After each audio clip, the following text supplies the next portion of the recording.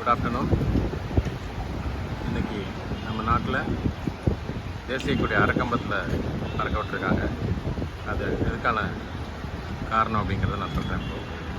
Kuwait மன்னர் தனது 86வது வயதில் திரு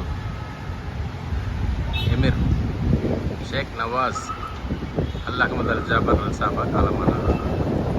குவைத் வந்து எண்ணெய் வளமிக்க நாடு, நமது இந்தியாவோட எப்போதும் நட்பு பாராட்டுற நாடு. அவரது மறைவுக்காக ஒரு நாள் நம்ம நாடு முழுவதும் நம்ம தேசிய கொடி அரைக்கம்பத்தில் பறக்கவிட்டு துக்கம் அனுசரிக்கும்.